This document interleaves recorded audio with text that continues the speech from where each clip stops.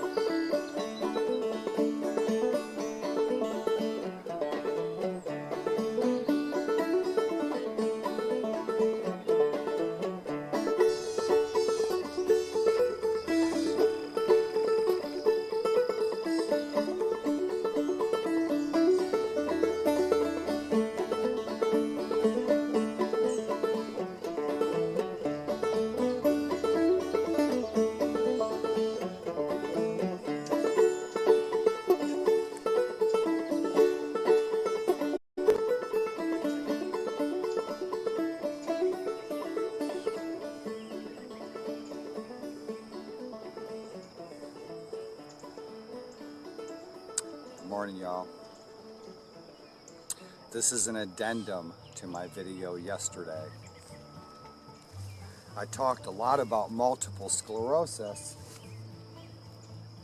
but I often don't talk much about what happened here, where you often see me walk for field notes from the fringes of the earth, for my nature videos. This is where you see me hiking and walking most of the time. And it's very pretty here on the Emanuel Harmon farm. So we're on the Emanuel Harmon farm on day one of the battle. It's about 8 a.m. here in the Gettysburg National Military Park and Battlefield. We're across the road from my home on what used to be the old Gettysburg Country Club, which it's not here anymore.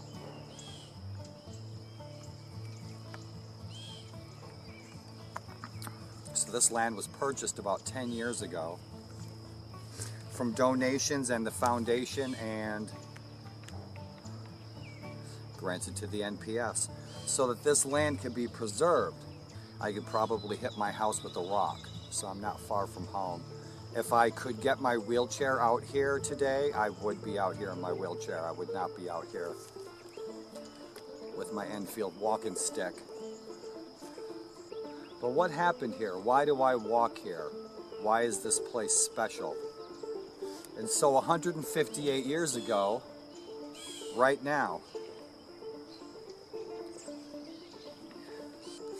so try to imagine, my friends, it's 8 o'clock in the morning, it's July 1st, 1863, and today is July 2nd, 2021. Try to imagine, if you can. You're sitting in your house, eating your eggs and bacon. Your house is right up there. You have a barn over here. Sitting there, eating your breakfast. And there was a storm in the forecast. Hear what sounds like a slow rolling thunder coming in from the west. But it's not a pop of thunder from here and there. It just keeps rolling. And you're eating your oatmeal, your biscuits and gravy, eggs and bacon, gammon ham. And you look out your window,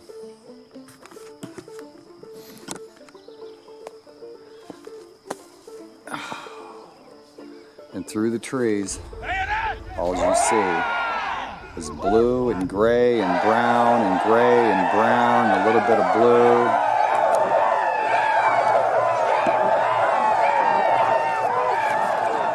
Kind of looks like this fellow here. And you realize those are enemy soldiers coming up here from the south, from Virginia, right across the Appalachians. And here they come by the hundreds and hundreds, rolling right across this farm.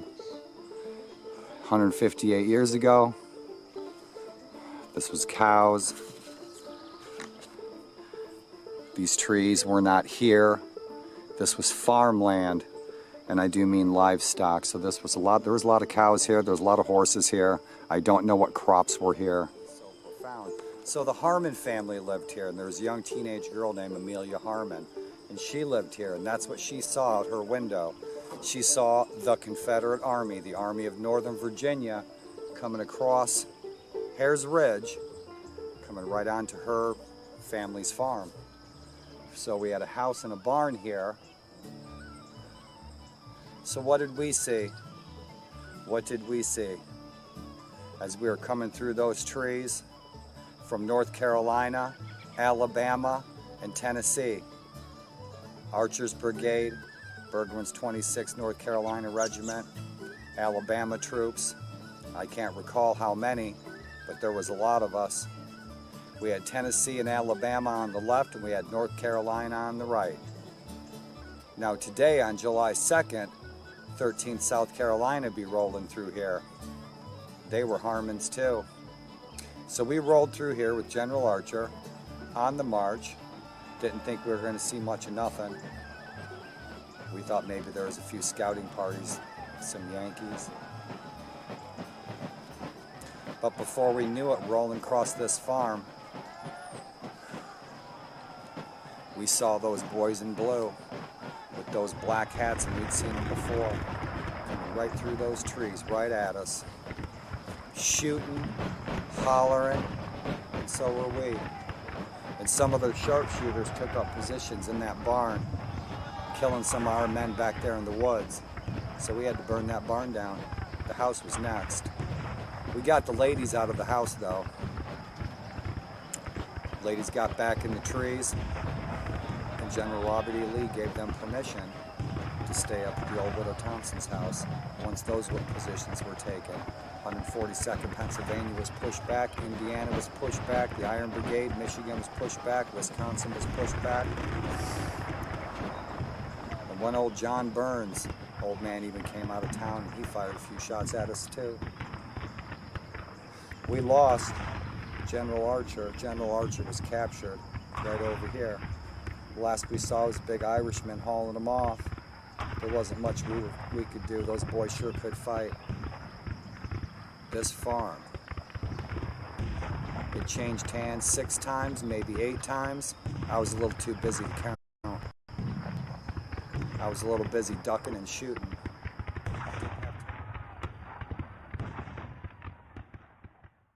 And so this here on this property, the Emanuel Harmon Farm, is where the Iron Brigade, behind us is Willoughby Run.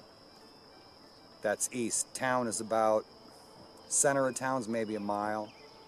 Widow Thompson, General Robert E. Lee's headquarters is about a quarter mile, half a mile. Where we were in our last video is right down across the run behind you. Up here is our west in Hare's Ridge.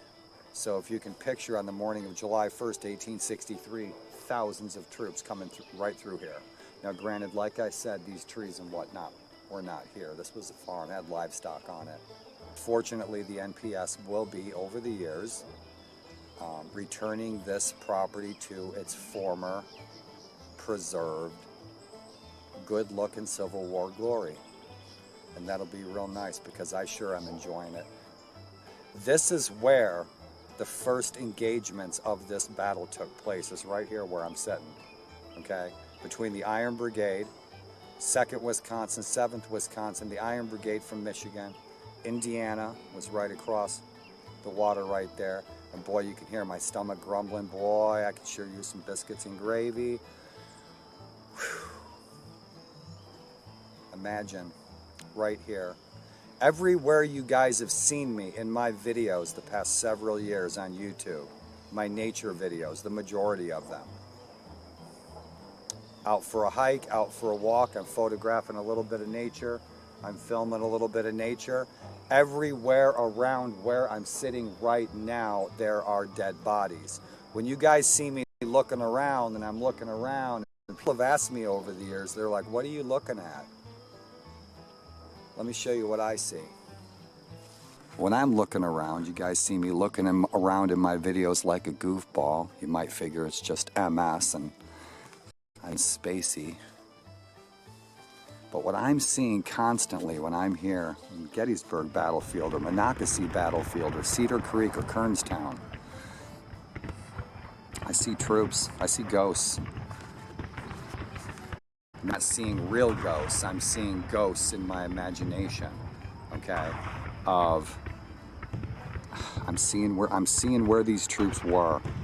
I'm seeing my relatives and my ancestors and your relatives and your ancestors marching right through here. This is what I'm picturing in my mind. When you guys think that I'm calculating the mysteries of the universe, I'm sitting here and I'm picturing how many graves are here. Every beautiful place I am here in these videos. Blood of Americans, north and south. People here, our ancestors fought for what they believed in. Courageously and bravely fought for what they believed was right. Whether they think it was right and wrong, and we know slavery was wrong. It's a horrible institution. But what these people believed 158 years ago was very different than the way we see things today.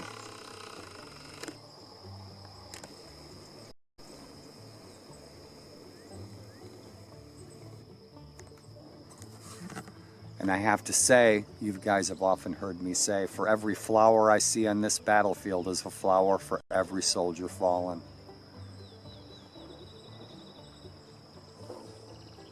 I think that the Park Service preserving this back to its formal natural beauty is a testament to healing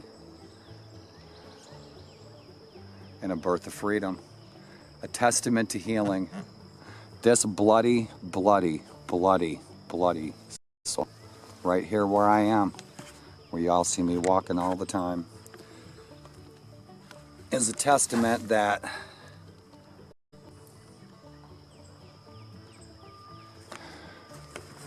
while we may have tools of death and destruction,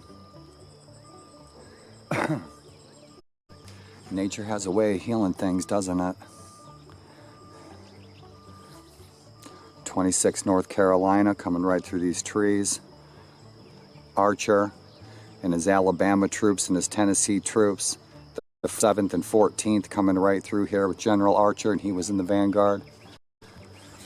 And boy, what do they see coming right through Willoughby Run, right down through Willoughby Run, up that ridge, up that tiny embankment there, because Willoughby runs right down in those trees. That's where the creek is. It's right outside my window.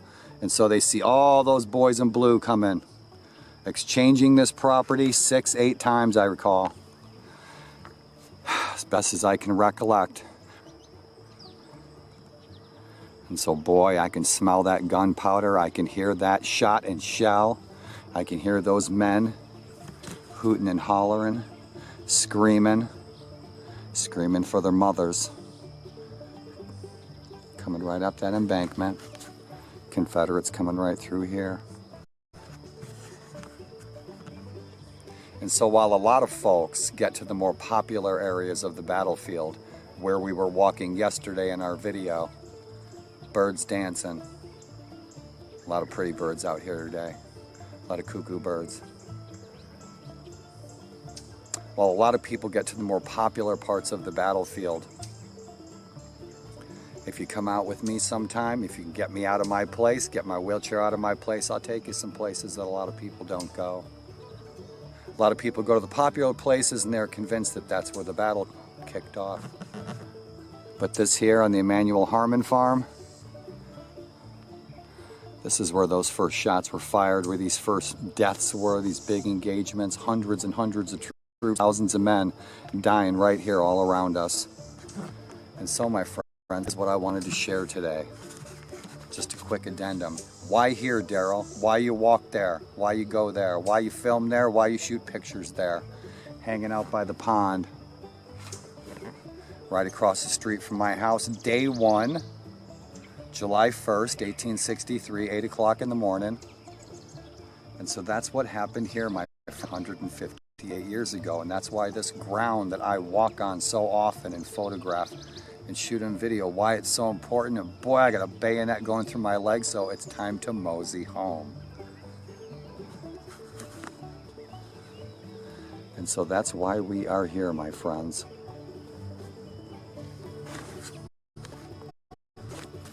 So thanks for tuning in. I just wanted to shoot a quick addendum.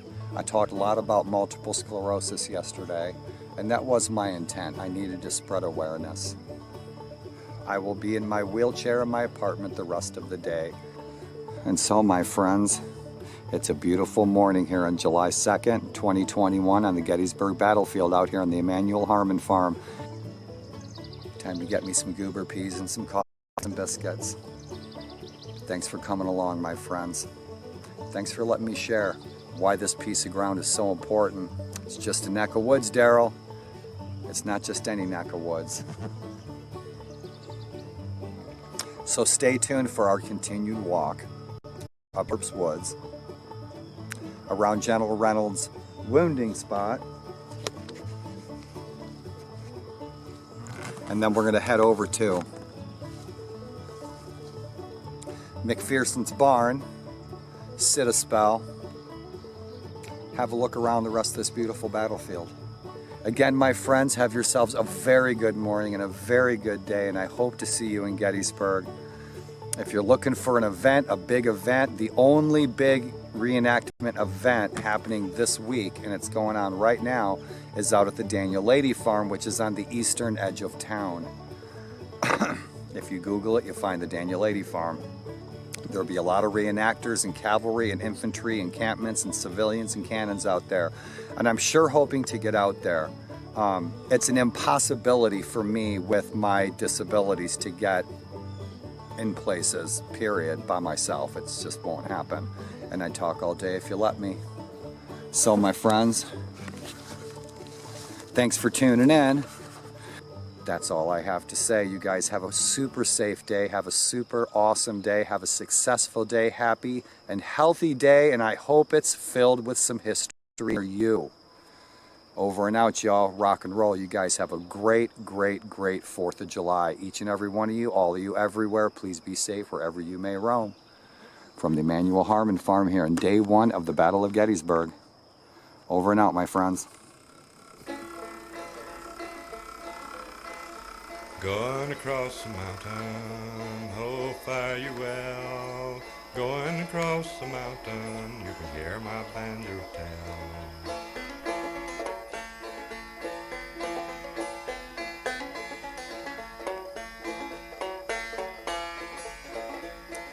Got my rations on my back, my powder it is dry. I'm going across the mountain, Chrissy, don't you cry.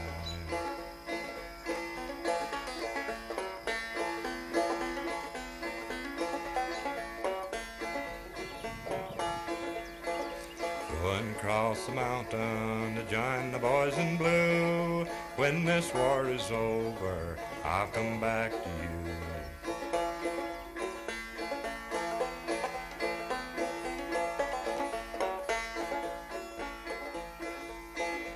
Going across the mountain, if I have to crawl, to give old Jeff's men a little of my rifle ball.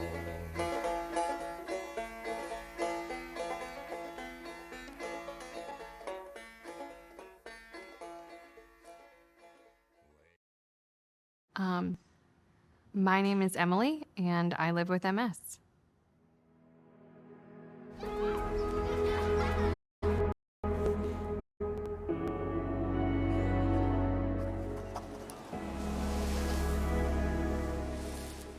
On a good day, I am walking fine. I can do just about everything I want to do. My dad's doing pretty well. He's still walking, he still works full time. With my new infusion, I am having more better days than bad days. My knees feel good. I can actually feel all 10 of my toes. I haven't had any symptoms or episodes in a long time. I think the rate at which we're finding discoveries in MS is pretty astounding. A generation or two ago, people had no treatment options to turn to. The medications have really changed the course.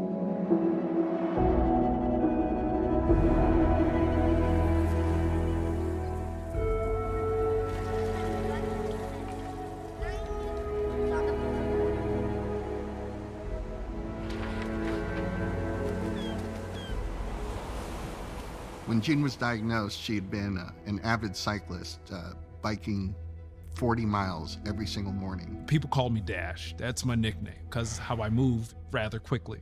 Altogether, I served for about 12 years, from 1991 to 2003. Married to the person of my dreams, feeling really stable. And then everything just got ripped out. Within a couple of years of her diagnosis, she was wheelchair bound, and just a few years later, she was bed-bound quadriplegic. The doctors told me they weren't sure if I'd be able to walk without a walker or walk anymore. I couldn't run. It would just mess with me in my mind, like Dash couldn't run. My mom also had MS. I can only hope that when it comes to my MS, that it does not impact me as much as it did her. You cry because you mourn your former self. I'm thinking about my body holding up every day for the rest of my life. And that sucks. It really sucks.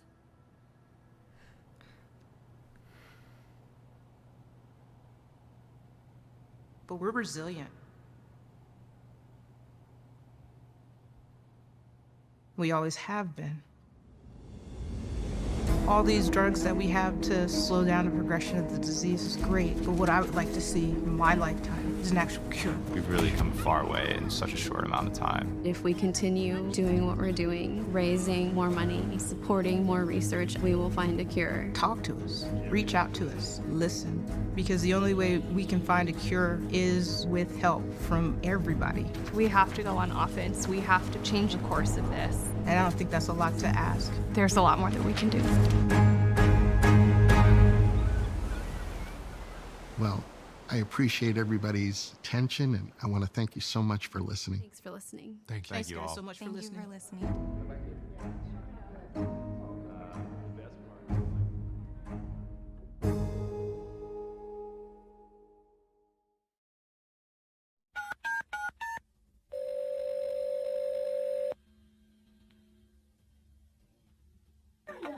Hello?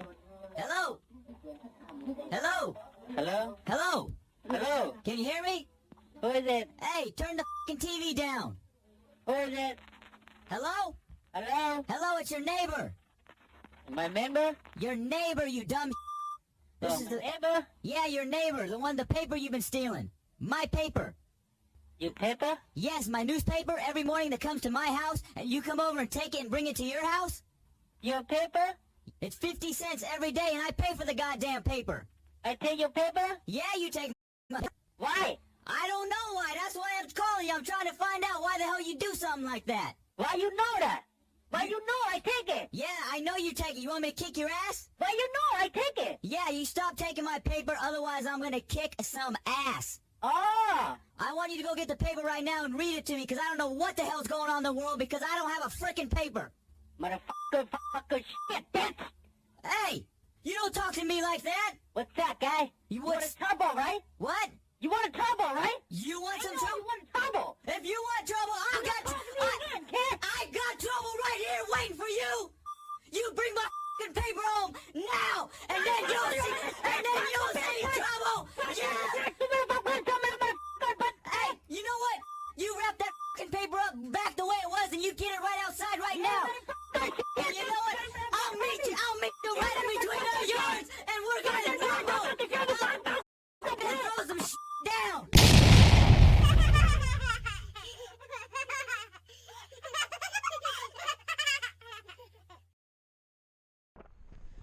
howdy, hey, friends and fans, freaks and furry people. We are out here today near my home in some place I haven't taken you before. And what we are looking at the moment is the ground where many of the scenes and many of the battle scenes from the film Gettysburg were filmed. And we are out here at Sachs Covered Bridge in Adams County, Pennsylvania, about 5 miles from my home. So welcome. It's nice to see them reclaiming those trees. Good afternoon, sir. Could you tell me where the battlefield is? And this is Marsh Creek that runs off southeast of Sachs Bridge, and we're out in a wilderness hike. And you can hear the woodpeckers really loud. It's bitching out. It's like 60, it's beautiful. This is awesome. And if you're tuning in, thanks for going for a walk.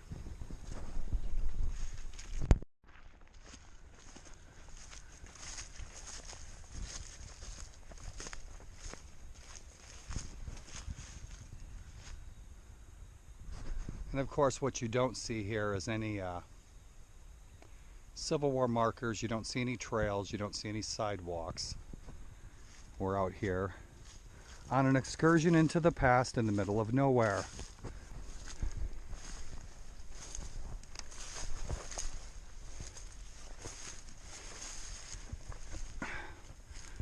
Because this is where we be. Hey man, did you see that dead bull?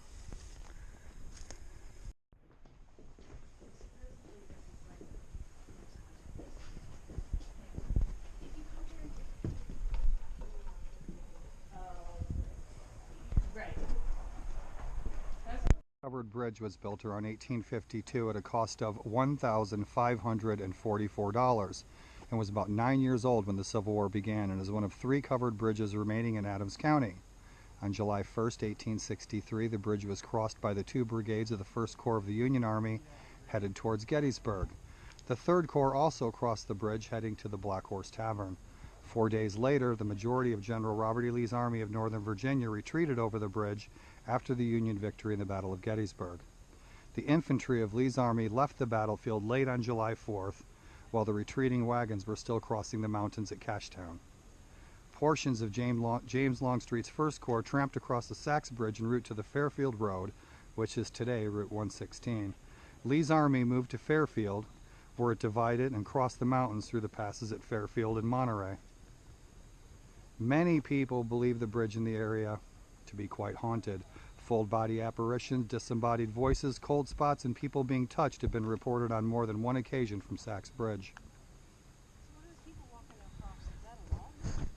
And there are some times when people come out here in the middle of the night and they see a bunch of dead bodies dressed in Confederate uniforms, and it might just happen to be me and my friends having some fun.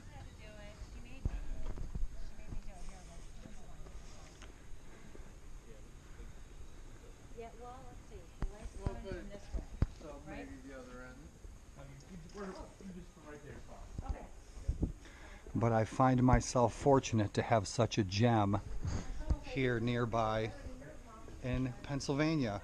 And this is one of 3 of the most historic covered bridges here in Pennsylvania. And so sometimes we have some fun around Halloween, and me and my pals come out here dressed out in our Civil War attire, in our uniforms, and we lay on the floor here moaning and groaning, just waiting for that one unsuspecting college kid to roll through here before we grab their ankle. And that's always fun.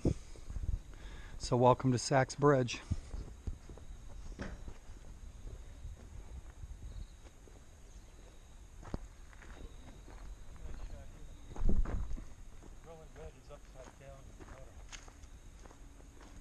Right. Kind of an interesting shape. Is she standing on the bank? Yeah, she's So thanks for coming along on another excursion into the past. Compliments of yours truly, Colonel Kentucky Coffee Tree, and the professor.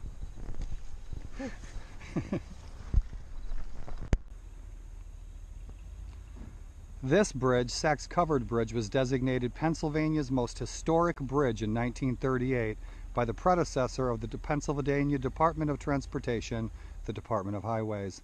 After a plan in 1960 to replace the bridge, the Cumberland Township officials voted to close the bridge to vehicular traffic while leaving it open to pedestrians.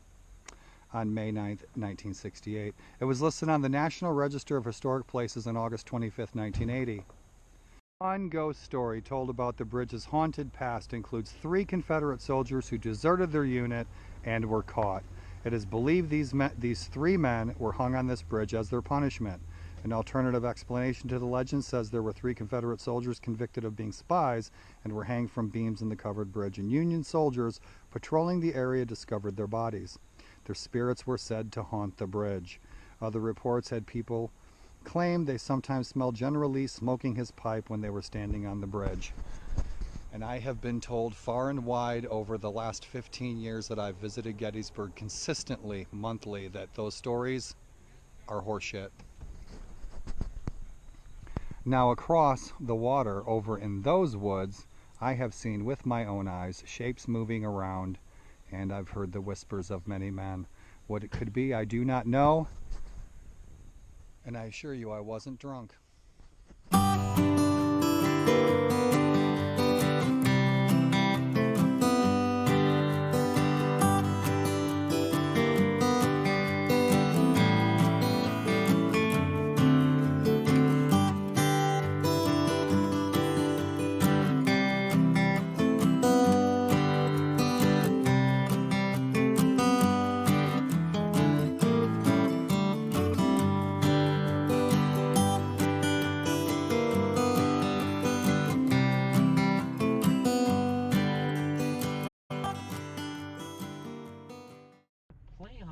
In a playground near Boston.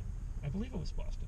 So to make the monument, they took that, which many of the veterans knew, that very rock, and brought it from Massachusetts to be their monument. Transport, that's really cool. That's excellent. It's a great story, yeah.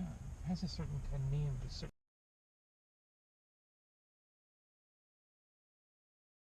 So we do now know, and Gary, correct me if I'm wrong, that the 11th Mississippi made it here to the Bryan Farm.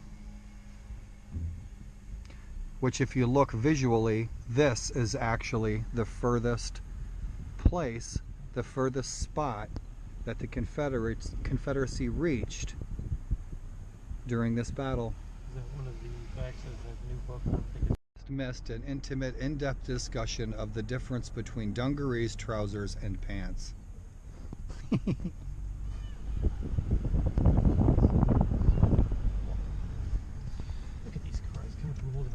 And that house on the corner is one of the Culp homes, and it was one of my clients. That's a beautiful property. The inside is amazing. I rarely show you guys is downtown, the touristy areas, all the stores and shops and trinkets and baubles, because I rarely ever go downtown. I spend most of my time out in the battlefield where a lot of history was made. Now granted, there was fighting right here in the streets during the Battle of Gettysburg, but this really isn't my thing. The t-shirt shops and all that stuff, and but the tourism is here in Gettysburg. But I prefer to spend my time out in the woods and out in the battlefield.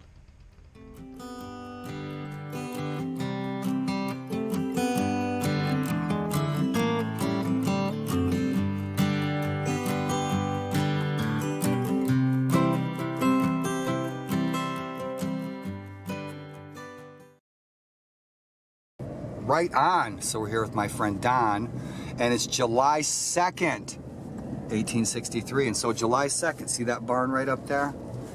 So this is the area where the McLean farm was. And my good friend Don is here from the 142nd PA. And Don's here doing reenacting and living history at the Daniel Lady Farm. But this is where the McLean farm was. And on July 2nd, about this time of the day, on July 2nd, The 13th South Carolina was coming right across this property, and I had 3 cousins from South Carolina and the 13th South Carolina who were tasked, as you guys have often heard me say, with burning that barn down. And so they were tasked with burning the McLean barn down. Right. And I don't know if the barn is actually rebuilt on the exact same spot, but that is the general area you see on the maps. And we're going to take a left. And so we're out here on Fairfield Road. Take a left, my friend. And then you're going to take the first quick left. And me and Don's here visiting, and Don's here doing the annual Gettysburg Battle reenactment out at the Daniel Lady Farm. And we're headed up to Reynolds Avenue. We're out on day 1. We're out on what is called day 1 of the battle, but today is actually July 2nd. So the second day of the battle, and there's that barn down there on the old McLean farm.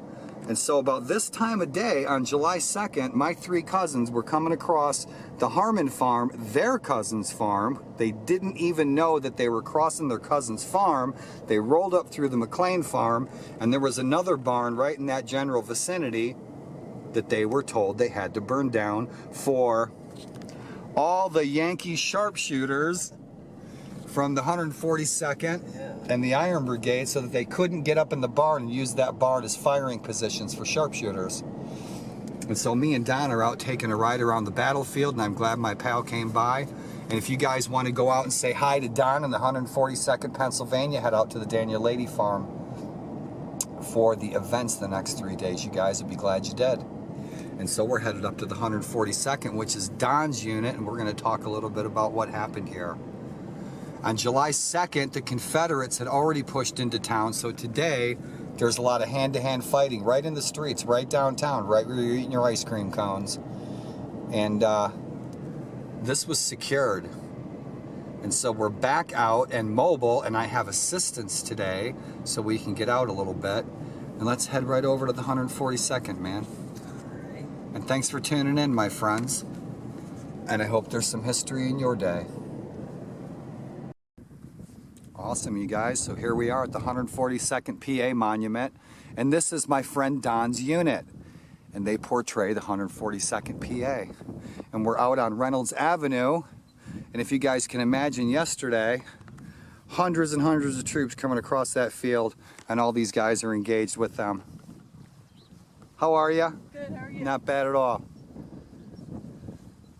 And that is sure a nice monument. And so where we were on our short hike the other day,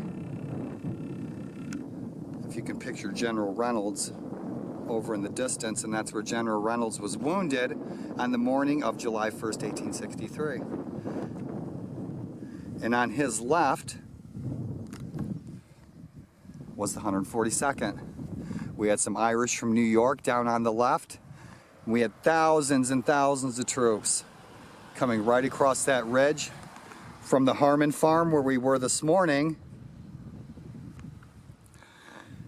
and here in Erbst Woods where we were yesterday. And so this is one more piece of this battle from July 1st. And now I can't tell you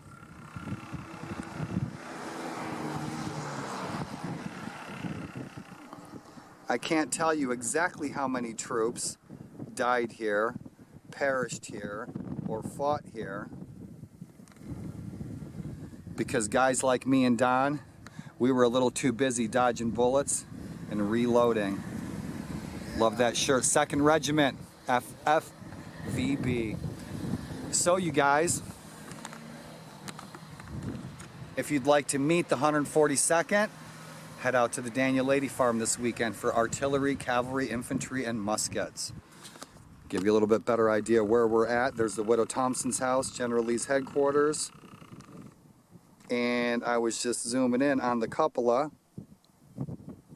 It's hard for me to see. On the cupola, where General Buford spotted the Confederates coming into town.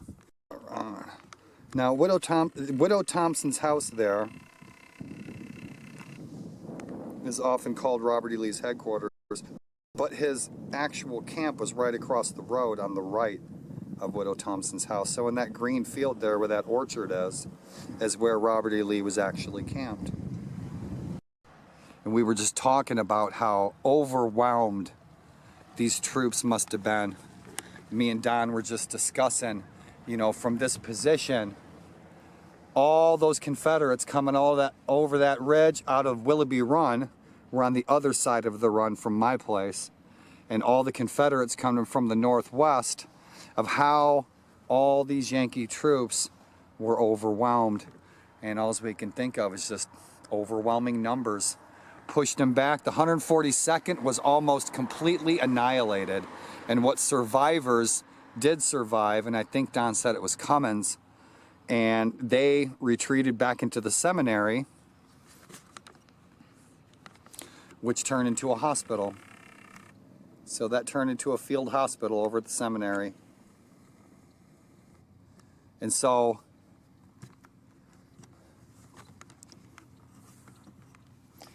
we were just discussing what must have been going through the soldiers' minds from the 142nd PA and all the Yankee units here when they saw just hundreds and hundreds of North Carolinians and Tennesseans and Alabamians coming up over that ridge in just overwhelming numbers, because Reynolds had showed up, finally Meade was showing up, the Union Army is finally showing up, and so what was up here was trying to hold better. It's going into town. And there they are. Run fast or get run over.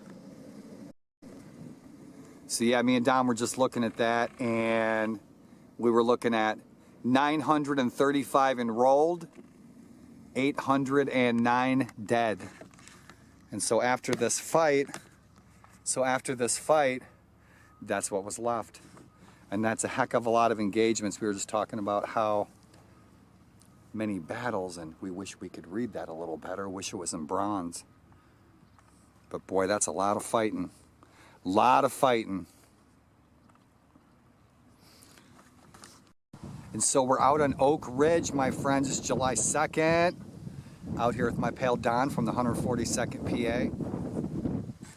And I've been wanting to do more on this video here of Iverson's Pits, the infamous Iverson's Pits. And imagine we're gonna go to where Iverson and his men were. So imagine down this hill in this orchard. Make it real simple. Right down this hill in this orchard, there's troops just sitting down there.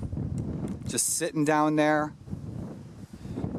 Sitting and waiting. These Pennsylvania boys were sitting right down there, just waiting. Take a peek. For all the Confederates to come across that field, right across Sherfy's farm. And so Sherfy had a farm over there. And on July 1st, all the Confederates came across this field and came right across his farm. And we'll show you their perspective. And so the 88th Pennsylvania, if you can imagine, all these Pensy boys, all those Pensy boys sitting down that hill where we just were, all laying down, boy, they were just waiting for Iverson and his boys to get across that field into a really bad position. And so, my friends,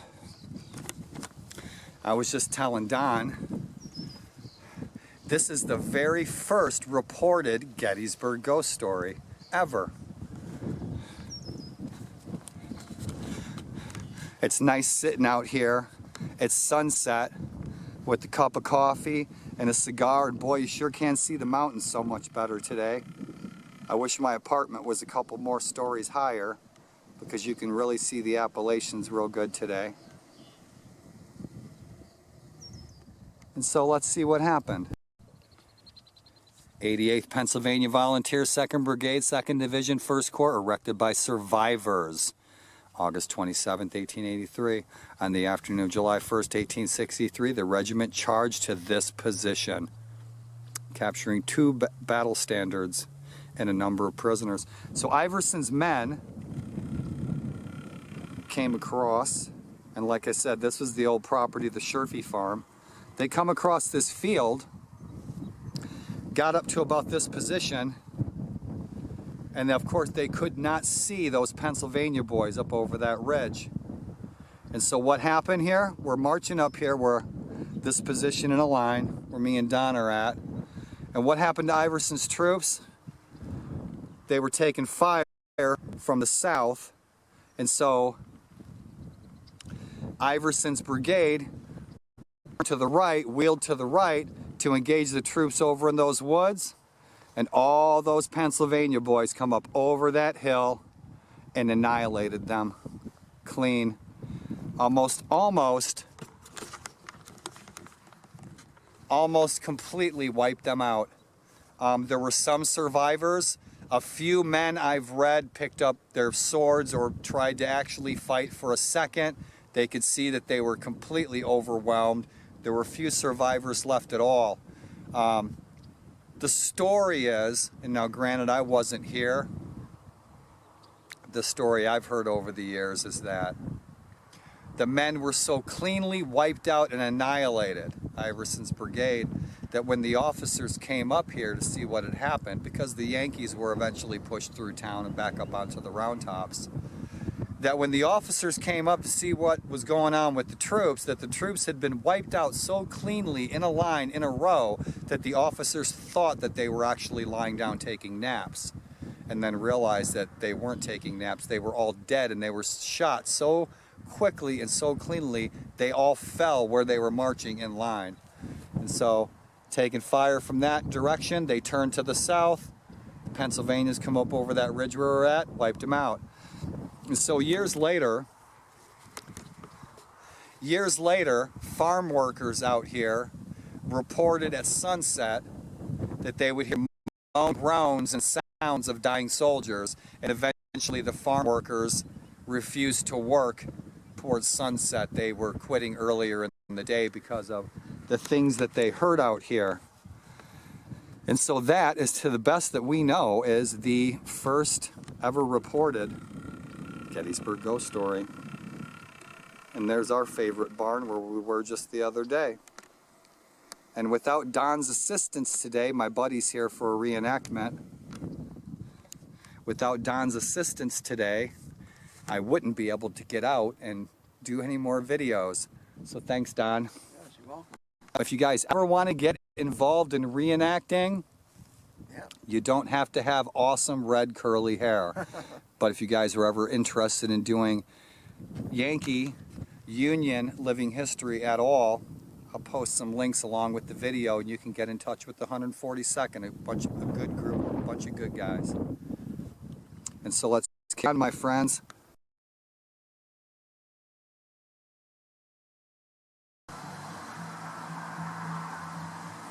Right. It is a beautiful July 3rd. Isn't it nice out here? But, my friends, we can't get out there today for what I want to do.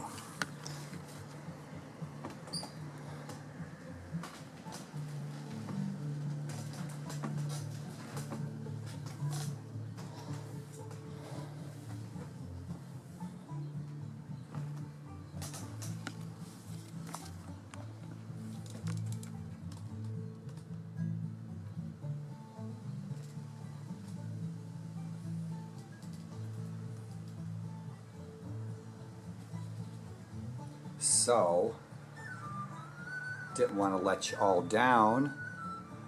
So, before I put all this gear away, we're going to do a little show and tell.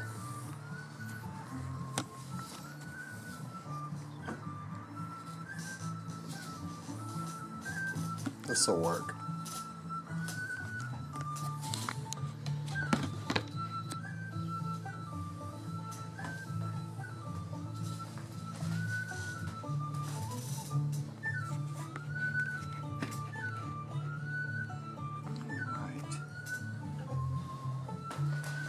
Hey, howdy, hey, my friends.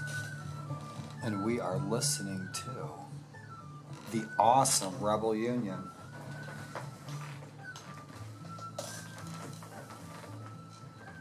My legs are fucking killing me today. So, the past 3 days that I've been out a couple of times, I think I've walked a total of maybe an hour. And that's it. Don't judge a book by its cover, my friends. And so it's 4:30 on July 3rd, 1863. And so about now, 15,000 Confederates marched across a field. One of them was my great-great-great-grandfather in 57th Virginia with Armistead with his sword on his hat. His hat on his sword. And less than 5,000 maybe made it. And so that's what was going on 158 years ago, today, right now. And so I have a bunch of gear out here, and so I couldn't get out there. Most of my friends right now are shooting rifles, they're firing cannons, and once they're in camp, most people don't leave camp. And don't usually have cell phones and stuff when we're doing living history. So I couldn't get out to Pickett's Charge, and I was really wanting to get out there. In my wheelchair would have been awesome, because I probably could have made it across the field, but I probably wouldn't. I would have just said, hey, howdy, hey, and filmed some festivities and stuff going on at the angle. And so I couldn't get out, so I didn't want to let you all down, and I've been talking about a show and tell for quite a while now. So, since we couldn't get out to Pickett's Charge or out to the farm for the battle reenactment today, on this very important day, this charge, Pickett's Charge, most people have heard that, but they don't know what it was. If Pickett's Charge would have succeeded, it would have changed the course of this battle. And it did not succeed. Changing the course of this battle would have changed the course of the history of this country on this day, the day before Independence Day. And so I hope you guys all have an awesome Independence Day. And for my friends that reached out to me, Sharon, especially Sharon, she was the first one to light my phone up, telling me to be careful out there and don't injure yourself or take any chances for content. It was such a different take. Sharon's been a rock for me for a lot of years. We went to college together. Thank you, Sharon. And for my other friends who also chimed in and told me not to take any unnecessary risks, thank you for understanding. And I don't. I'm safe in this wheelchair. I really am. This is like my safe room. My leg feels like it's being beaten with hammers. But I'm cool. I'm in a good mood today. The weather is freaking amazing outside, you guys. I really wish I was out in the battlefield. But I need assistance, and I just can't find that assistance. People are busy doing other things. Oh, there's some nice red and yellow finches out there in the bird bath. But you guys, without further ado, I want to show you some of my stuff. First and foremost, this is my showboat hat. This is a Hollywood hat. This is a costume hat, but it is straight up Hollywood hat, no kidding. And so I got this from an actor friend of mine who unfortunately is no longer with us. He was one of the best people I ever knew. And so this is his Union kepi, and he had all kinds of costumes and stuff like that. My first corps and Daniel Lady Farm passes. This first corps, this pass allows me from the Gettysburg Foundation to go anywhere on the Gettysburg battlefield completely naked as long as I'm wearing clothes.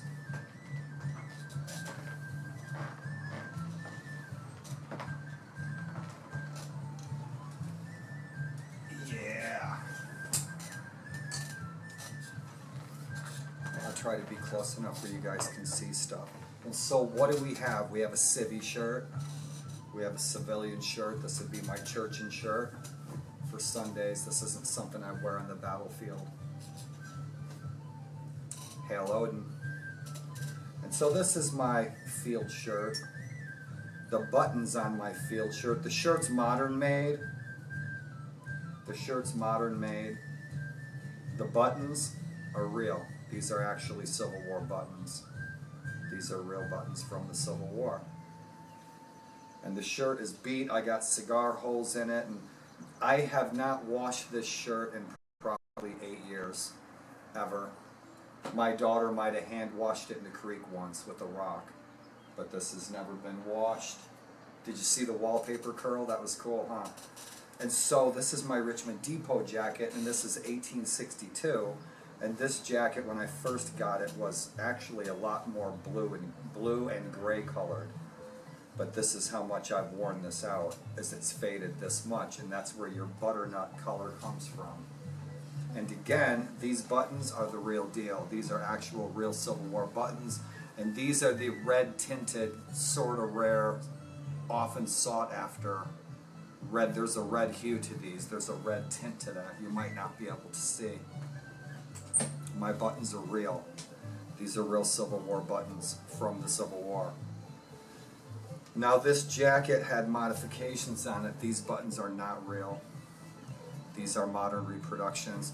This jacket would have originally been likely without the piping. The piping would have been put on later, okay, in 1862. This pocket would have been put in by me in the field, in camp, to put extra cartridges in, tobacco. I usually put my pipe in there. And it's a nice jacket. Jody Nolan made that jacket. That was about 250 bucks used, and I haven't done nothing to it. And boy, it's dirty. This has never been washed, ever. I've slept in thunderstorms in that, slept in the mud. I've gone through Blackford's Ford with the rifle over my head with that jacket. This is a civilian vest my daughter made for me, I think, after the 145th Gettysburg. And so I need to put some buttons and some other, it needs to be finished. But it's awesome. My daughter made that for me. I think she was 10 years old when she made that.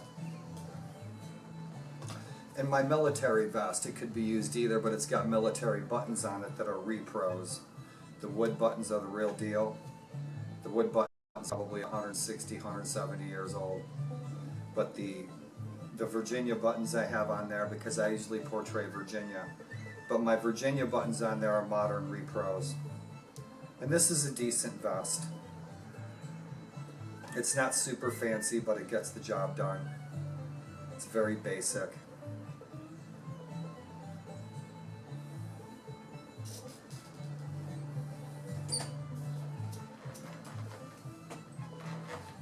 And again, this kepi is not something that I would wear at an event or as a soldier at all. This is for show, this is for fun, this is for me making videos.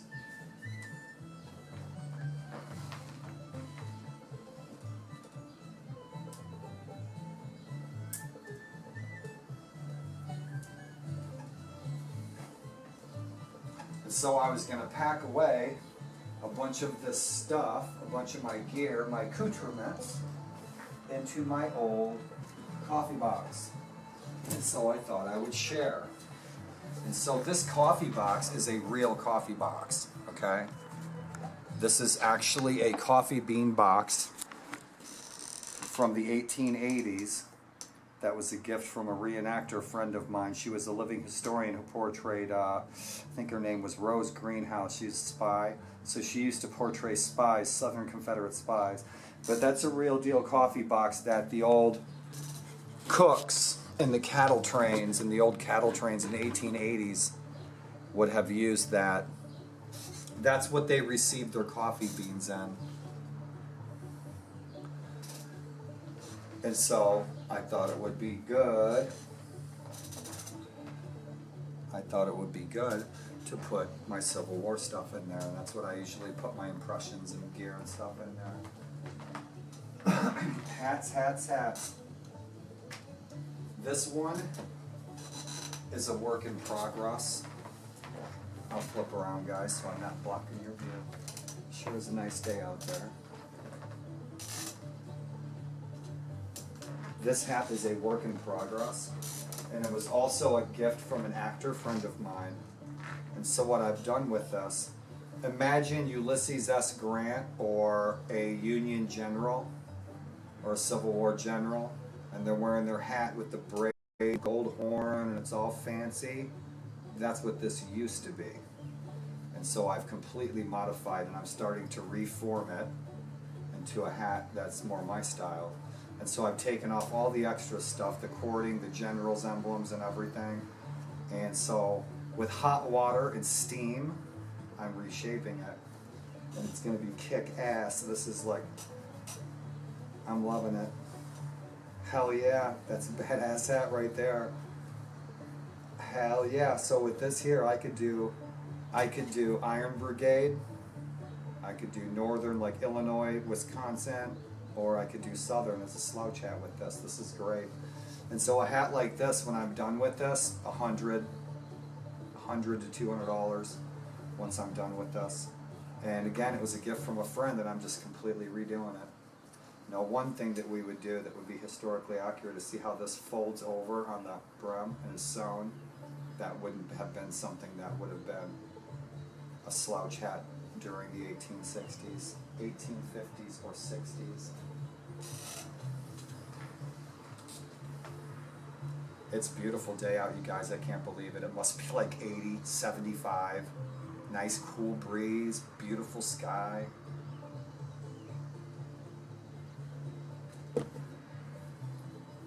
And if you're tuning in, thanks for tuning in. One of the reasons I wanted to make this video, and I told you I wouldn't let you down, is because there's a bunch of my Civil War hobos, my Civil War hobo friends, who are reaching out and they were wishing they could be here. And most of them are newly disabled, like I'm newly disabled. And they wish they could be here. When I say Civil War hobo friends,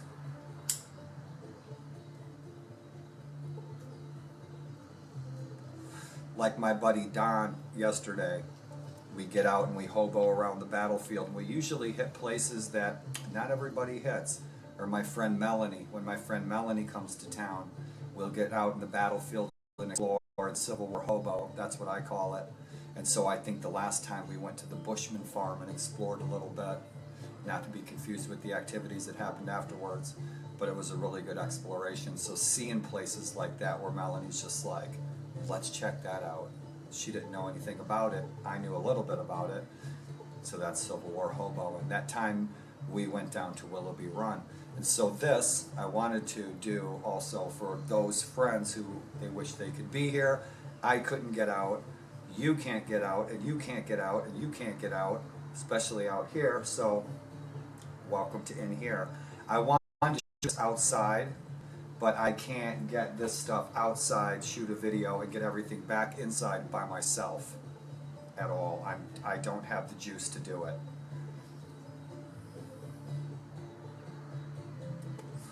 I'm working on it though.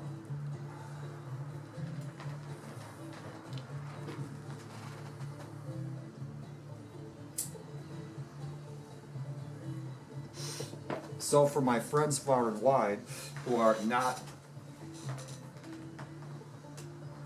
U.S. citizens, Gettysburg, this 3 days, actually I should say 4, July 1st, 2nd, and 3rd, and 4th was the retreat. Okay, so the Union Army chased the Army of Northern Virginia all the way back over the Appalachian Mountains, where you guys often see me film and shoot sunset and stuff out of my deck. They would have been headed right back out that way on the 4th. On the 4th, I'm going to shoot up to the ranger station. It's like right up by the barn. It's maybe a quarter mile. I like to check out the fireworks, shoot off the Enfield. Hats, hats, hats. This is my Tennessee Kepi, and this was made by Dirty Belly, and I threw that clip on myself. It's got a Nashville tag in it, and so I originally got this to start building my Tennessee impression. Why a Tennessee impression, Daryl? Now I got this pattern for a Tennessee regimental coat from Donna Abraham years ago, and I'm still waiting for my daughter to make it for me. And so I got this regimental coat to start my Tennessee uniform. Why? Archer's Brigade, Archer's Tennessee Brigade, fought right here. Archer's Brigade was the vanguard of the initial attacks on Gettysburg. So Archer was the first to engage the 7th, 2nd Wisconsin, the Iron Brigade from Michigan. And the units there were the 7th and 14th, Tennessee and Alabama, and I'm not sure if it was the 3rd. I can't remember off the top of my foggy brain. But if I can get out, when I can get out, and I probably will not be back outside on 2 feet until October. In November is Remembrance Day Parade, and I'd like to get downtown in a wheelchair. And so Wheelchair Solutions with Historical Accuracy, you guys saw me post on my social networks earlier today. Wheelchairs in use by Civil War soldiers, and that was pretty cool. From the Museum of Civil War Medicine, and my daughter's always wanted to go there, so maybe we can take a little field trip and go down, it's not too far, it's down by Frederick, and go to the Civil War Museum of Medicine. That would be really cool. I'd love to see a freaking cool Civil War wheelchair. Wouldn't that be bitchin'? And so that's our black hat, and our black hat is kick-ass. I love it. And this is my fancy dapper hat, and it's kind of like a Robert E. Lee hat, and I did not purchase this, and I did not purchase it for that purpose at all. But this hat was a gift from a friend, and it was not ever meant to be a Robert E. Lee hat or anything like that at all. I have no desire to portray an officer. I have no desire to portray any famous generals or anything. I'm a private, in the mud, in the dirt private. And so this is a good hat. You guys saw me. I have a video yet to post where I'm across the street. It's an addendum to my day 1 video where I'm talking more about a little bit about what happened there, as opposed to talking about multiple sclerosis awareness. I shot another video. It's about 10 minutes. So once I get that together, I'll probably have it online tomorrow. And I'm wearing this hat. And so this is my fancy hat. I'd wear that with my civilian garb, my church and duds, I call them, going to a ball or a dance, usually a dance. I don't do big fancy balls. And my farmer hat. My original impression was an 1858 farmer impression from Southern Virginia. And so this is my farmer hat.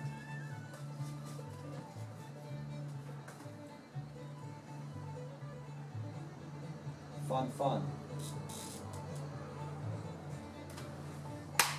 Now this stuff here,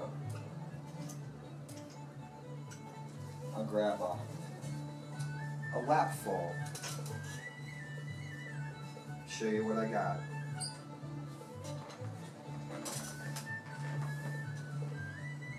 And so this is a scrubber.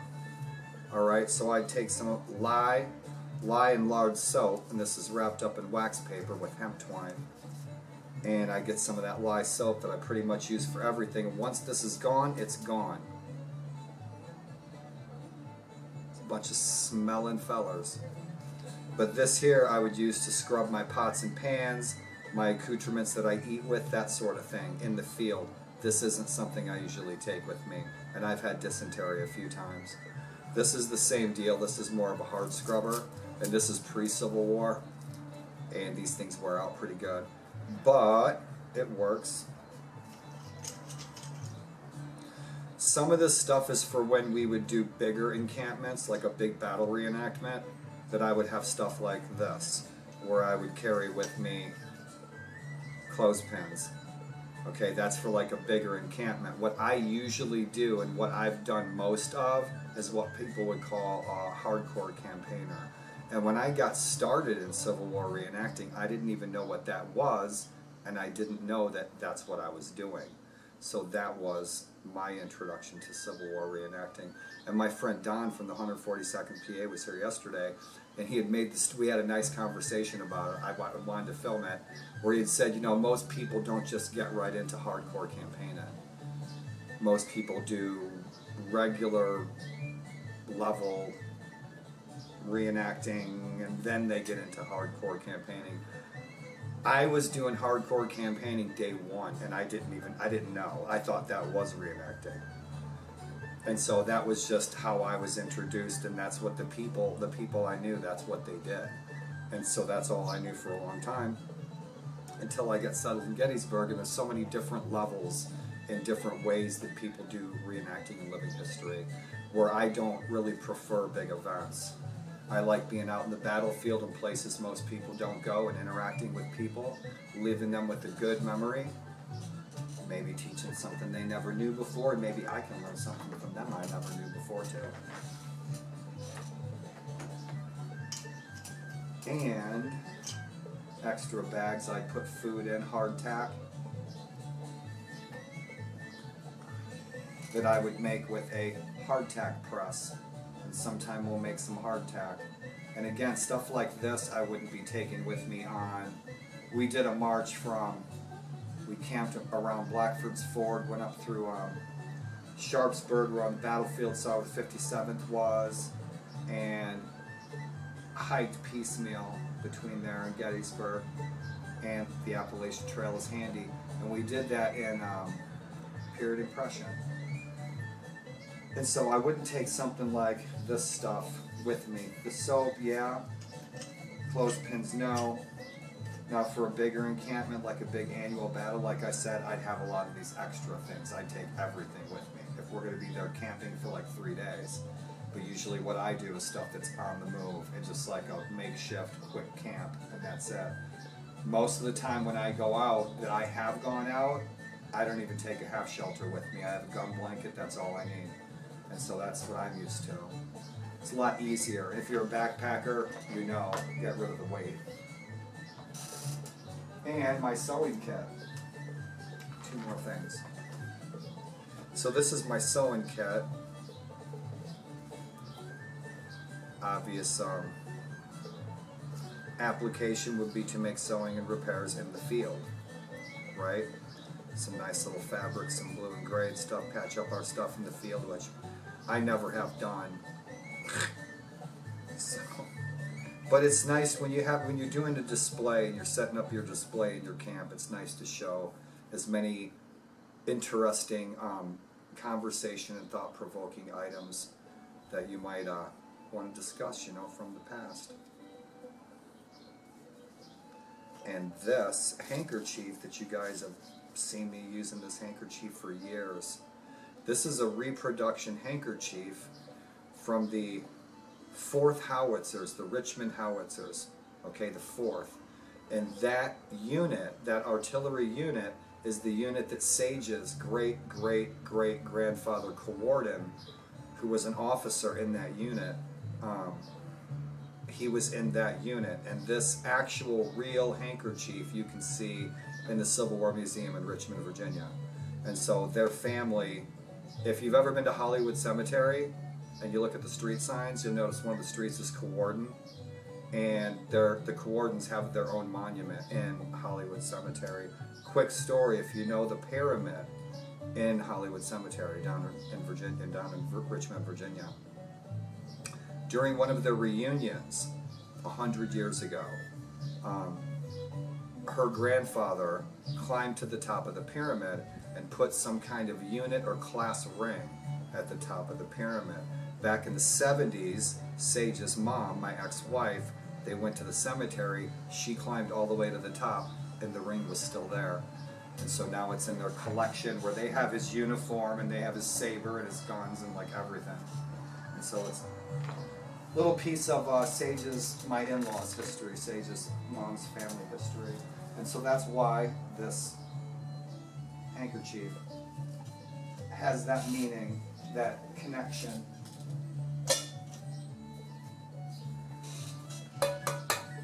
That's all you need.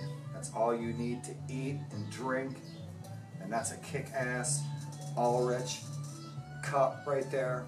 And so the leather shoestring I use to attach that to my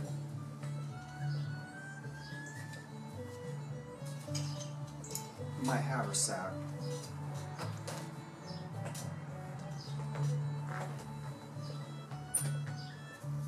This is a badass cup. Yep, that's kick-ass. I've had this forever, and I mean cooking, drinking, whatever. This is all you need. And so this haversack of mine, real bone button, I was looking for that, so I want to explain that to you guys. So this haversack, right down to the number of stitches, is a reproduction of a haversack that is also in the Civil War Museum down in Richmond. And you can look that up and you can see the real haversack, the real handkerchief, that what these are based off of. So canvas and tar, And I have had to reinforce these. I don't think I did it in the field, but I had to reinforce this. We're getting weak. And so what we do is, a lot of boys will just right on the button, right? And a lot of guys tie them right here. I also don't like it hitting my canteen, but that's what I do, and that's what that's for. And this, my friends, since we're on the topic of food and drink, what else might I do if I were in the field and I need something to eat, something to cook on, something to eat on, and I wanted to keep my cup just for my water? What would we do? Well, out in the field there's a bunch of dead people, and they got all kinds of crap laying around.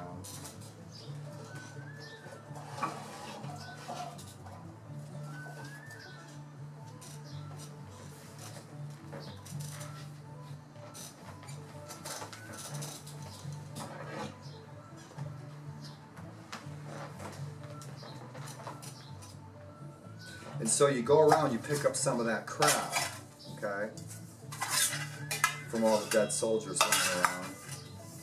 Some of them have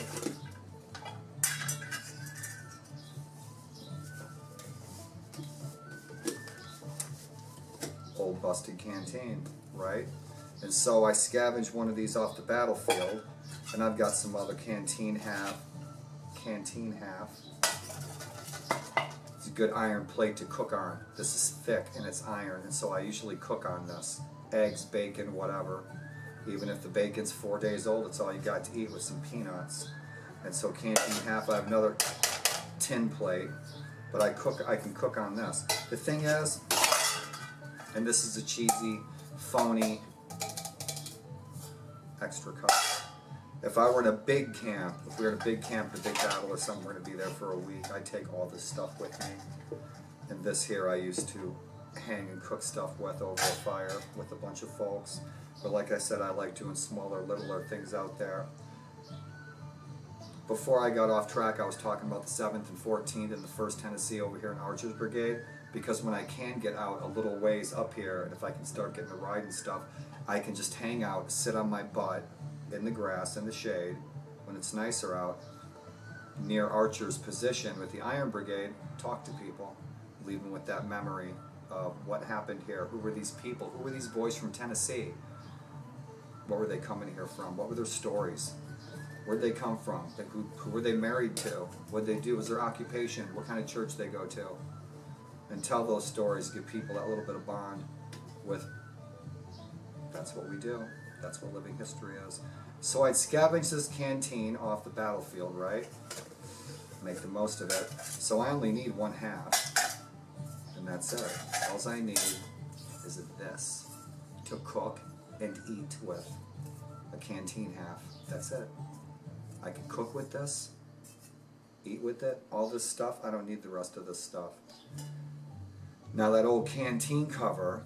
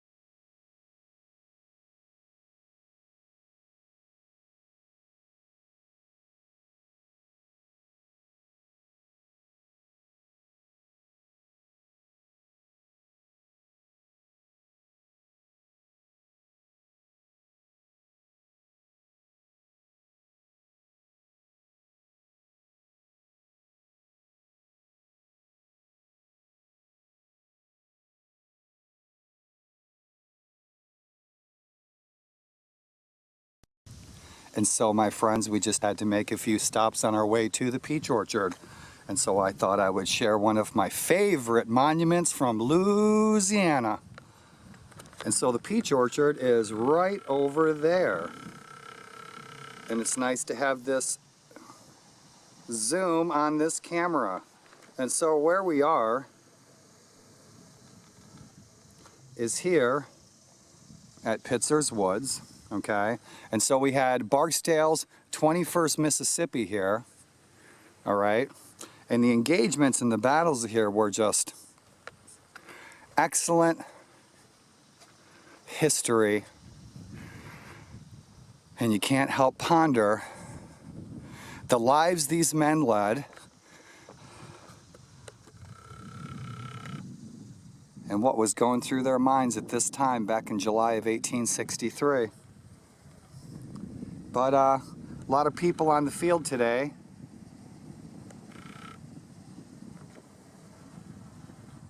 And I know my friend Sarah has been looking forward to some Civil War content. And wherever you are this day in the world, my dear, please be safe. Whoa, whoa! Big old bee. But check it out, man. Isn't that just an incredible piece of art? Look at that. That is amazing. I love it.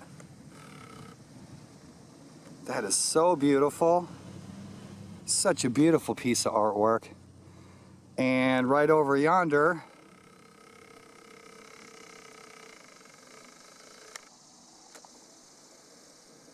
is one of the homes that were here during the battle. And I believe that's called the Sherpy House. I'm forgetful. I have multiple sclerosis, and it's hard for me to remember some facts today. Fortunately, I have my friend the professor with me, and I can ask him just about anything that I would need to know about this battlefield. And then we have the round tops, right to the right. Awesome. And we are going to the peach orchard today. And so I am looking forward to doing this little presentation for you guys on the peach orchard and what happened here and the battle between Barksdale's troops. And this is a multiple sclerosis moment. Give me 1 second.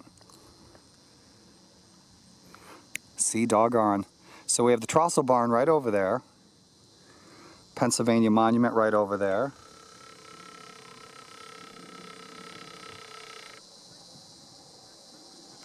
You can see Culp's Hill back there. And my Walk MS video is still coming. There was a lot of things that I had to edit out that had a lot to do with my multiple sclerosis symptoms being very visible in the video. But in my video, the Walk MS video, and I'm trying to get that done as soon as I can, I do West Confederate Avenue, and that's where we're at today, is West Confederate Avenue. And so you have to imagine, picture, if you will, Confederate troops along that road, back in those woods, as far as the eye can see, okay? And July 3rd in the afternoon, everyone heading across that field, headed for that high point that Copse Trees. And we have one of the Spangler farms right down yonder. And that also happens to be, the last time I checked, that is where the cannon engineers who repair and maintain the cannons on the battlefield here, that is where they reside. Beautiful statue indeed, but as I've pointed out so many times and shared with you guys in Gettysburg, it is such a place of beauty, preserved beauty, and yet everywhere I'm walking was bloody carnage. The beauty and the blood.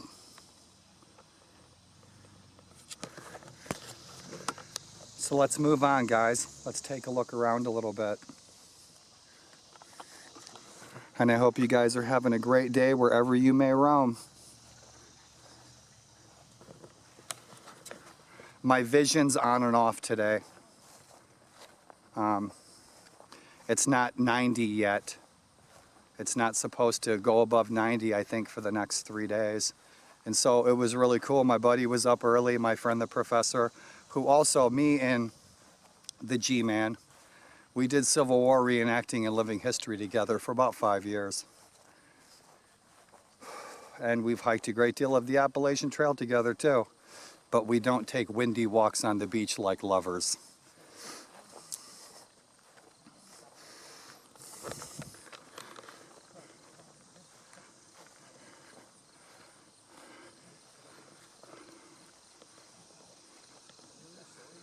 No, I've just been studying this for a long, long time, but my friend here just told me about this thing going on in Congress. I said, holy crisp.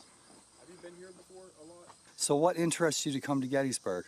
What made you say, dude, I gotta go see Gettysburg? I'm a Texan, so I heard stories Hood. about the first Texas and what they did in Devil's Den, so that's why I'm here. Oh man, you are in for a treat, okay? See the Texas plates in the front of his car? He just wishes he was your neighbor, all right? But check it out, you're gonna go down West Confederate Avenue, all right? So here we are, made it out to the peach orchard. And the upcoming couple of videos that I'm working on, guys, are a history of what happened here at the peach orchard and also what happened at the Trousseau farm. And this is the largest monument on the entire battlefield. This is the Pennsylvania Monument, and it is huge. And I stress safety here in the park, in any national park. A little boy fell off of that and was badly hurt recently. So play it safe when you're here. All right, guys, we have made it to our destination. And so did you guys check out that photo that I posted on my Field Notes photo journal not long ago? I posted it before, of the New York Fireman Monument. Pretty cool.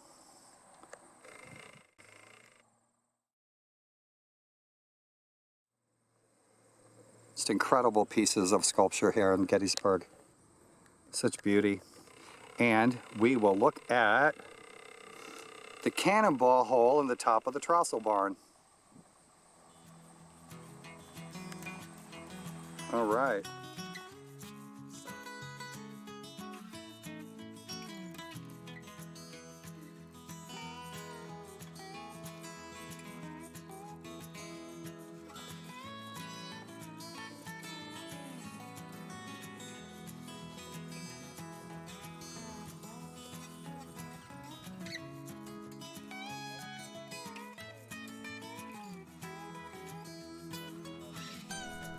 Just west of a stream here called Plum Run is the Abraham Trousseau Farm. Back in 1863, it was one of the largest farms here in Gettysburg. The Trousseau Farm stretched from Plum Run to Emmitsburg Road to the infamous wheat field, and I'll be doing a video on the wheat field coming up. This is the ground where General Sickles had formed his 3rd Corps on that fate-filled afternoon of July 2nd, 1863, that led up to the events before and after the battles that happened here at the Trousseau Farm. So stay tuned for more on the peach orchard and some more on this farm. Thanks for tuning in, guys. Hey guys, I just wanted to give a quick shout out to my Patreon supporters. And if it wasn't for you guys' support, I wouldn't be able to continue sharing this history, this great history and wonderful nature. You guys have kept me fed and afloat, and thank you so much for your support. I hope you enjoy the upcoming videos. Thank you, each and every one of you.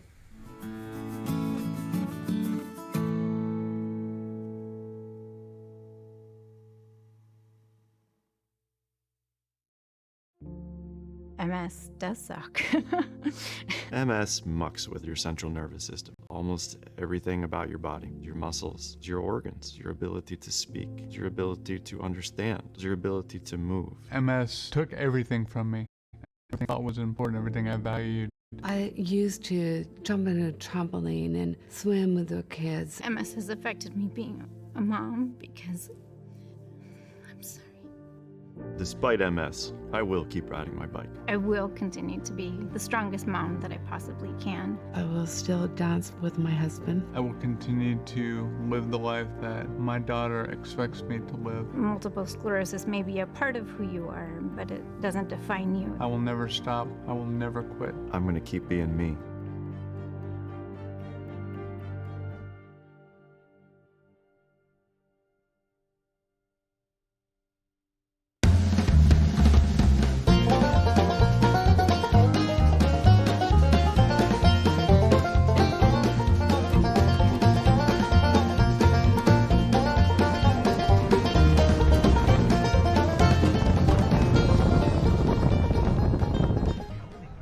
It's gonna be bitchin'. And I'm here with my buddy the professor, and we are headed up to the trailhead to drop me off. And we've got rain, and we're not supposed to have rain all day, just a little bit, but we're going on a nice drive and headed up into the mountains. So stay tuned. And part of our destination, we are arriving up here at the Appalachian Trail Museum before I start my hike. Oh, it's actually Yep, looks like they got something going on today.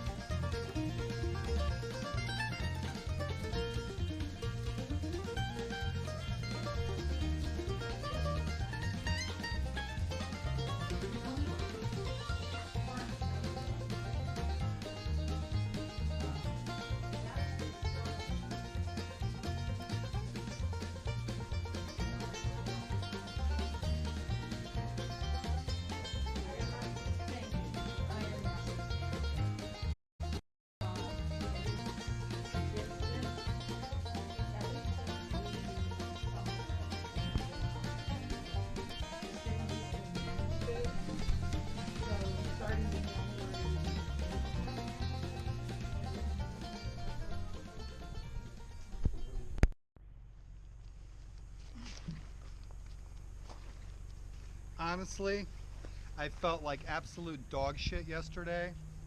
I felt like dog shit today. I slept in. I've had a lot of pain in my right leg.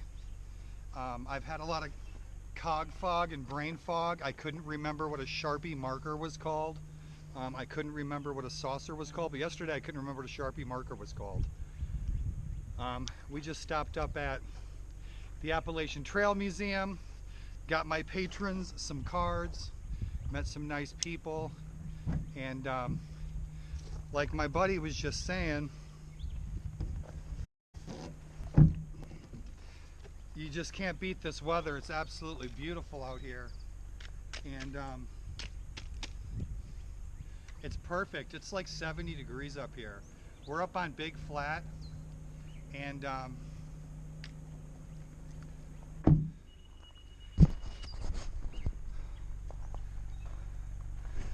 I've always been guilty of biting off more than I can chew, and yesterday I doubled the length of my originally intended hike, and my whole life I've always bit off more than I can chew. Today, after getting some advice from my hiking buddy, I decided to stick with my original plan and just go from Big Flat down to Rocky Knob. I shouldn't push myself. I really don't know what my limitations are. So in any event, I'm packed up, ready to roll, and we're not gonna like hug or anything, but and I'm gonna get in there and take a shit. It's gonna be healthy. Feeling much better being out and about and hanging out with my good pal, and like I said, honestly, I've really felt like dog shit the past couple of days, where the thing is I'm not giving up. I'm not quitting on doing what I love to do. And I know these trails really well. And there goes my homeboy. And he'll be picking me up in a couple of days. And like I said, I'm headed south down the Rocky Knob. It's not a real big, long, hardcore hike. It's a pretty easy hike. But I had doubled my hike last night because I get ambitious. I always put too much on my plate. And the professor's been hiking the AT since the early 60s, and he's been very familiar with my condition more than anybody in the last year and a half. And, you know, he suggested that I stick with my original plan. And so that's what I'm going to do. And if I can complete the other part of this section in a couple of weeks, I will. Now, me and Gary are really familiar with this section of the trail. Okay, from Pine Grove Furnace and the Appalachian Trail Museum, where we just were, all the way down to Penmar at the Mason-Dixon line. We've hiked it a half a dozen times. So, you know, this is our backyard, really. But like I said in my last video, this is my new beginning. This is a new challenge for me. Hiking this today with multiple sclerosis, brain fog. I can't feel, I have no feeling in my upper right thigh. Yesterday I had pain in my, for the first time I had pain in my lower right calf and leg, and I've been so damn tired I can't even tell you. But just hanging out with my good friend, the positive anxiety and, you know, the good vibe of knowing that I'm gonna be out on the AT again has really given me some positive energy. So in any event, I think I got about 3 miles to my first waypoint. So if you're tuning in, thanks for tuning in. Thanks for coming along. And again, what this is all about is this is the beginning of me moving forward to one, recovery road, climbing my mountain, okay, trying to take my life back, and moving forward towards accomplishing something in relation to the Finish MS program.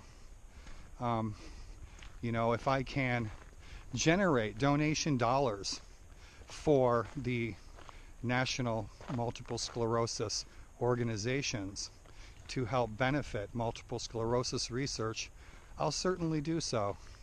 And so thanks for coming along, all of you guys. Thanks for all of you guys, patrons, friends, followers, for supporting my efforts. It means a lot. So I hope you guys have a great rest of your week, and tune in for more.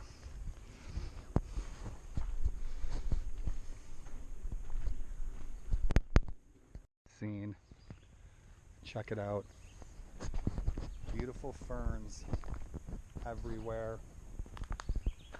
First nice white blaze. And you guys would remember this forest.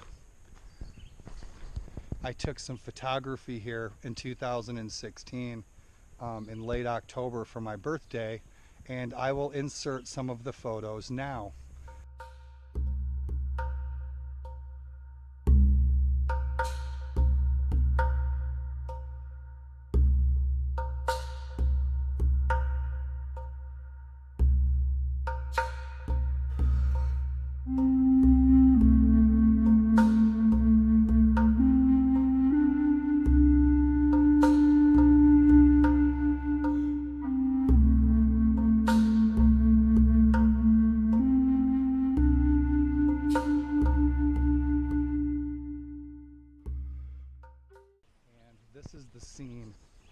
Of those very, very red, misty photographs. Beautiful.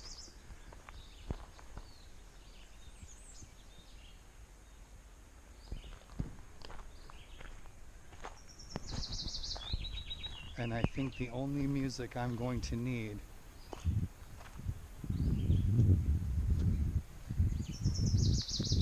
is this.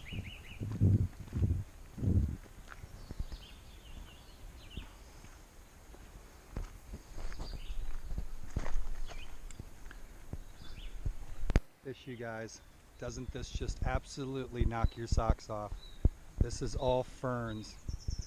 This is this is just absolutely awesome. And I should be coming up to a part of this section where there's some really, really tall, beautiful pines. But this is awesome. We just walk into a forest with all the lower growth is just socked in with just beautiful ferns. I am just high as a kite. I am no longer tired. I'm feeling groovy. And here is the forest of another happily popular photo that a lot of you guys really enjoy. And I'll repost those photos to jar your memory of this scene right here, of these really dark trees.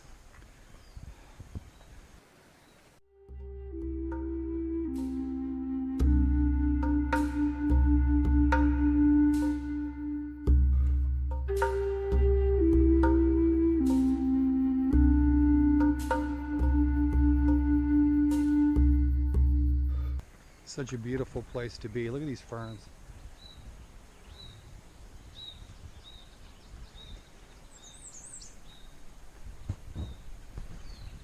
Hope you guys are having a good one. I certainly am. Wish you were here. I really do. You guys would be high as a kite. It's so quiet. It's more wonderful than any music.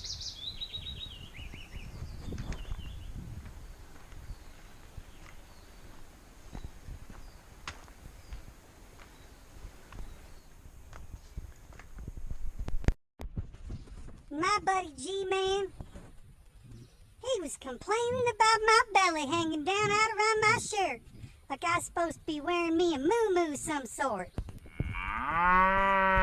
Damn, gotta get me a moo-moo.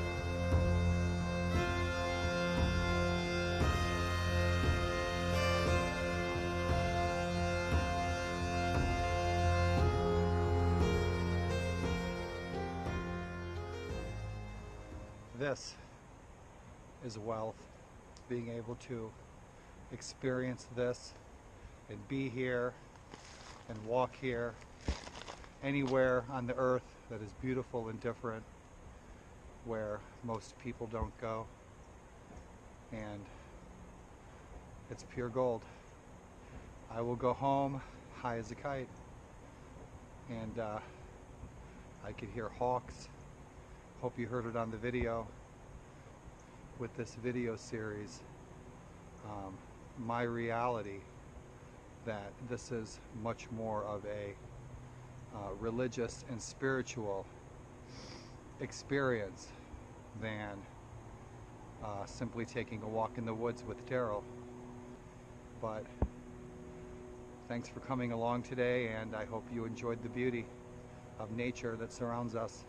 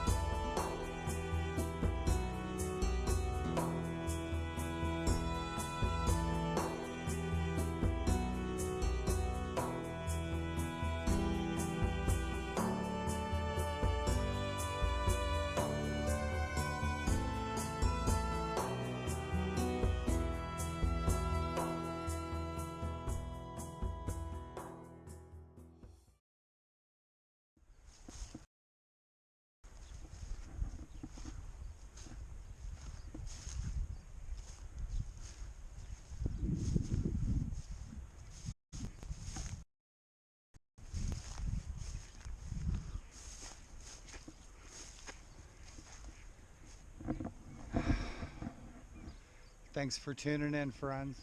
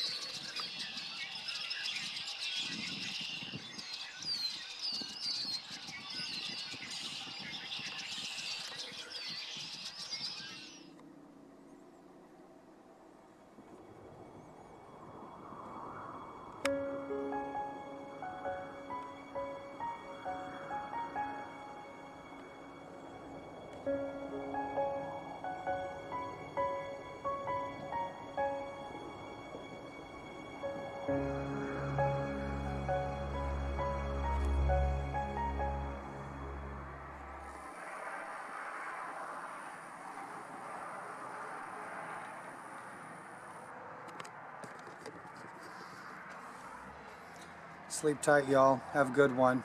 Be safe tomorrow.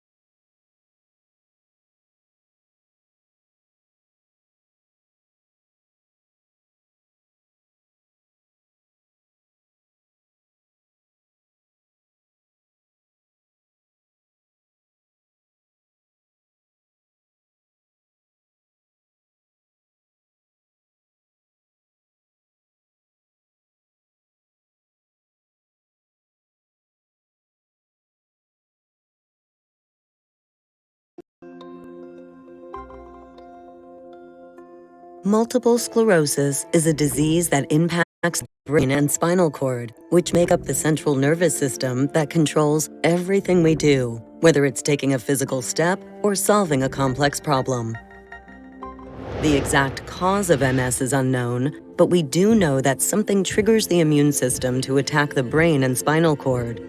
The resulting damage to myelin that insulates wire-like nerve fibers is a disruption of signals to and from the brain. This interruption of communication signals causes unpredictable symptoms such as numbness, tingling, mood changes, memory problems, pain, fatigue, blindness, or paralysis. Everyone's experience with MS is different, and these losses may be temporary or long-lasting. Most people initially have relapsing remitting MS, where they experience attacks of new symptoms followed by periods of time when those symptoms go away partially or completely.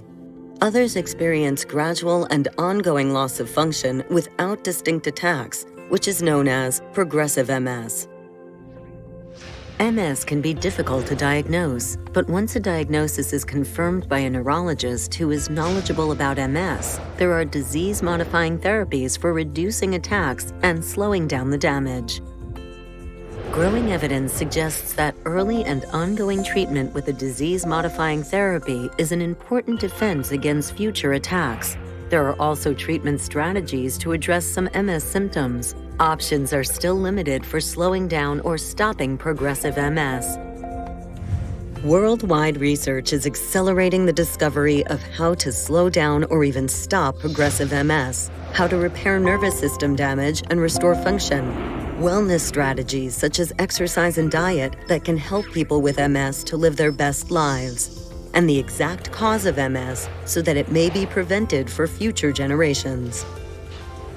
To learn more about multiple sclerosis, connect with others to drive research for a cure, and to address the challenges of everyone affected by MS, visit nationalmssociety.org or call 1-800-344-4867.